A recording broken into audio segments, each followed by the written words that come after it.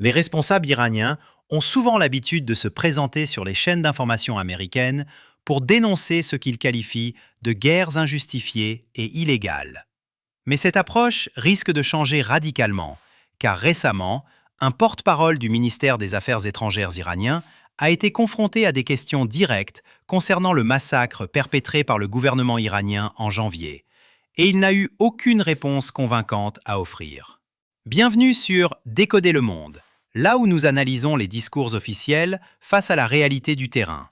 Imaginez la scène.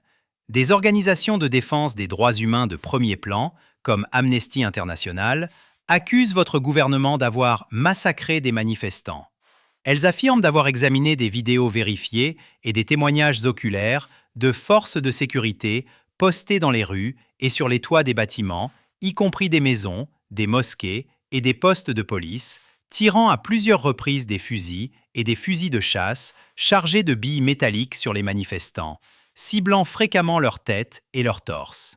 Lorsque même Amnesty International, qui n'est pourtant pas une alliée des gouvernements américains ou israéliens, émet de telles accusations, pourquoi devrions-nous croire votre gouvernement plutôt qu'eux? C'est la question directe posée au porte-parole. Face à cette interpellation, le responsable iranien a tenté de discréditer Amnesty, insinuant que leurs preuves provenaient d'Israël et des États-Unis. L'intervieweur a immédiatement rétorqué que c'était absurde, rappelant qu'Israël lui-même critiquait souvent Amnesty, de la même manière que l'Iran le faisait. La comparaison a été poussée plus loin, soulignant que la réaction du porte-parole ressemblait étrangement à celle d'un responsable israélien niant les événements à Gaza face à des témoignages oculaires et des rapports médicaux irréfutables. Le porte-parole a alors tenté de détourner la conversation, s'indignant de la comparaison entre les traits pacifiques de l'Iran et Gaza. L'intervieweur a clarifié qu'il ne comparait pas les situations, mais la réponse évasive face à un groupe indépendant de défense des droits humains. Le responsable iranien a persisté, doutant de l'indépendance d'Amnesty, affirmant que s'ils l'étaient vraiment, ils auraient aussi dénoncé les meurtres d'Iraniens innocents ces derniers mois. Il a ensuite présenté une version officielle, déclarant que le bureau du président avait publié les noms des personnes tuées lors des manifestations, se voulant transparent. Selon lui, 2400 d'entre elles étaient considérées comme des « martyrs », tuées par des hommes armés, des policiers ou des passants innocents, tandis que 600 étaient des « infiltrés » ou des « hommes armés ». Pourtant, l'intervieweur a insisté sur les récits d'hospitalisation de personnes dont la tête et le visage étaient criblés de billes par les forces de sécurité iraniennes, des faits documentés par Human Rights Watch et de nombreux médias. Le porte-parole a alors fait marche arrière, affirmant ne pas dire que tout était mensonge, mais qu'il devait voir ses preuves et que les autorités s'occupaient de chaque rapport impliquant les forces de sécurité.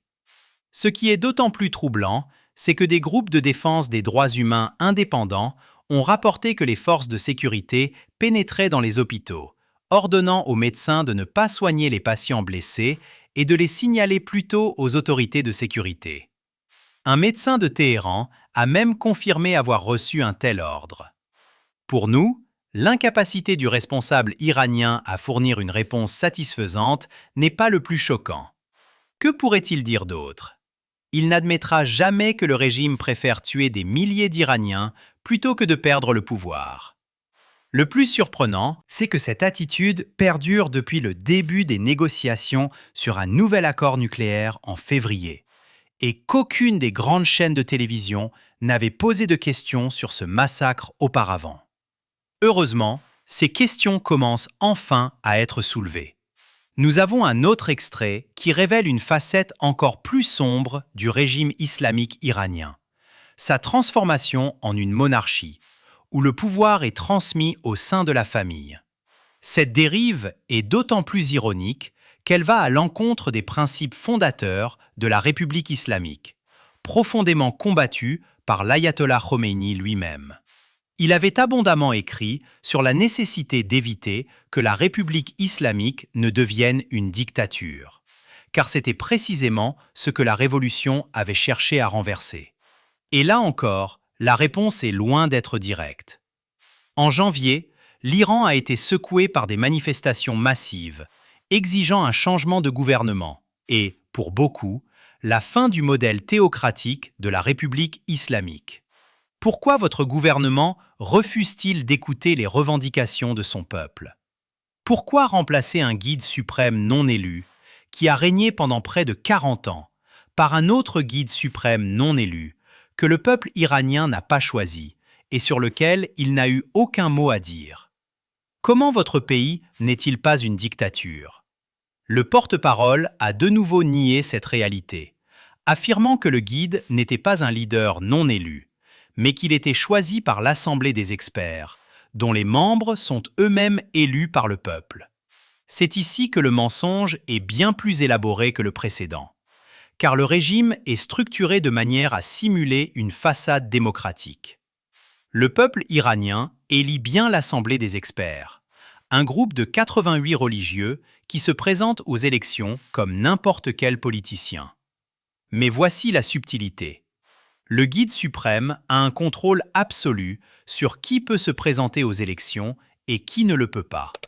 Ainsi, même si les citoyens votent pour l'Assemblée des experts, la démocratie est une illusion, car le guide suprême interdit ou exclut toute personne qui lui est opposée. Il ne permet qu'aux personnes jugées fiables de se présenter. De cette manière, le régime islamique est dirigé par le même groupe au pouvoir depuis 1979. Ce petit groupe règne depuis si longtemps qu'il est désormais convaincu de représenter le peuple iranien, alors que la grande majorité des Iraniens ne souhaitent plus qu'il dirige le pays, comme l'ont montré les protestations de janvier. Mais les dirigeants refusent tout simplement de le croire. Il y a à peine 2 semaines, le ministre iranien des Affaires étrangères a été interpellé sur cette même question lors d'une interview télévisée. L'intervieweur lui a fait remarquer « Vous avez Internet, vous participez à ces interviews et diffusez votre propagande dans le monde entier. Mais le peuple iranien n'a pas Internet. Il n'y a plus accès depuis plus d'1 mois. Comment expliquez-vous cela ?» Écoutez sa réponse. Le ministre a répondu qu'il était la voix des Iraniens et qu'il devait défendre leurs droits. C'est pourquoi il avait accès à Internet pour faire entendre leur voix à la communauté internationale. Il a justifié la coupure d'Internet pour le peuple par des raisons de sécurité, affirmant que l'Iran était attaqué et agressé et qu'il devait tout faire pour protéger son peuple. Comme vous pouvez l'imaginer, les États du Golfe sont loin de partager cette vision iranienne des choses. Au début de cette période de conflit, de nombreux États du Golfe étaient farouchement opposés à l'agression iranienne. Ils ont même interdit aux États-Unis d'utiliser leurs bases militaires sur leur territoire et leur ont refusé l'accès à leur espace aérien. Malgré cela, l'Iran a continué de frapper ces pays qui n'étaient pas directement impliqués dans ces hostilités. De plus, l'Iran ne s'en prenait pas seulement aux bases américaines dans ces pays, mais a commencé à cibler des infrastructures civiles, comme des centres commerciaux, des ports, des aéroports et des hôtels. Et pour un autre exemple de la logique incohérente de l'Iran, ce pays attaque également Oman, un pays qui n'abrite aucune base américaine, mais dont l'Iran cible toujours les ports et les pétroliers. La raison en est simple. L'objectif de l'Iran n'est pas d'infliger des souffrances aux pays qui soutiennent les États-Unis, mais d'infliger des souffrances à tout le monde. L'idée est de s'assurer que le monde entier souffre, afin d'exercer une pression accrue sur les États-Unis pour qu'ils mettent fin à ces conflits. C'est exactement pourquoi ils attaquent des pétroliers dans le détroit d'Ormuz. Aucun pétrolier n'aide réellement les États-Unis à mener ces attaques, mais l'Iran veut les frapper pour s'assurer que la douleur économique mondiale s'intensifie. Malheureusement pour les responsables iraniens, ce plan se retourne contre eux. Les États du Golfe ne cèdent pas sous la pression. Au contraire, ils prennent conscience de la menace que représente l'Iran pour la région et pour la sécurité régionale. C'est pourquoi, au lieu de faire pression sur les États-Unis pour qu'ils mettent fin aux hostilités, ils font pression sur Washington pour qu'ils ne les arrêtent pas. Des pays comme l'Arabie saoudite, les Émirats arabes unis et le Koweït exercent des pressions sur le gouvernement américain, faisant du lobbying pour s'assurer qu'il n'y ait pas de cessez-le-feu tant que les capacités iraniennes ne sont pas traitées. Vous comprenez sûrement ce que cela signifie par traiter. Ils veulent s'assurer que l'éventail complet des menaces iraniennes, y compris les capacités nucléaires, les missiles, les drones et même les groupes terroristes par procuration, ne soit plus un problème pour les pays de la région après ces conflits. Ils estiment qu'un cessez-le-feu qui n'aborderait pas toutes ces questions ne signifierait pas la paix dans la région, mais simplement un report de la prochaine crise.